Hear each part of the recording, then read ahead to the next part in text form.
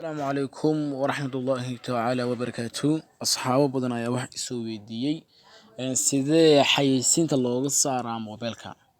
موبايلك حيسين سلوج الصارع هذا نيجي موبايلك إذا كنت صنع يوا موبايل يسيج شوي marka xayeysiintu way fududahay hadda android aad isticmaalaysid xayeysiintu waa fududahay waxba maahan oo laba qaab ayaa loo dadeelaa ayaa delete looga sameeyaa because waxay ka imaan karaan from Google and from Play Store ay ka imaan karaan marka I want to show you how to delete and those advertising waana sida xayeysiinta loo deleedo ayaan ku tusinayaa the first one ee Google horta aan xalinayna Google ma taqaana in koorto waxaad imaanaysaa setting baka sas ugu dhufato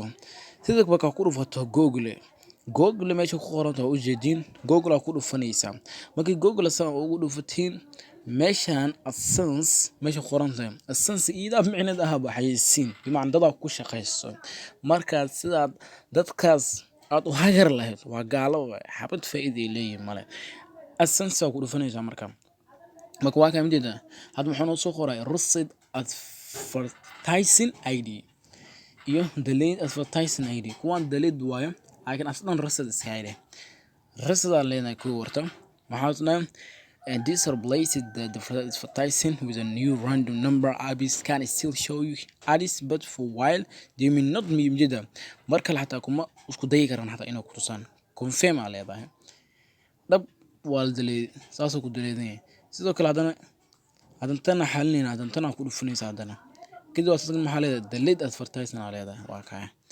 magaas dhan waa deleeday marka mar labaad inaad furto hadaad rabto waa ka get new advertising bicnaha xayeysiin cusub hel ayuu ku dhahay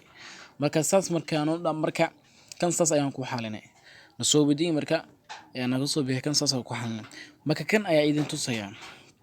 naga Play Store ayaad ku dhufanaysaa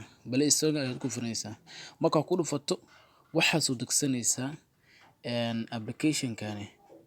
waxa la yiraahdaa malware bytes la yiraahdaa mobile security waxa la yiraahdaa malware bytes mobile security waa ku dhufanaysaa marka saas oo dhufato open aan leedahay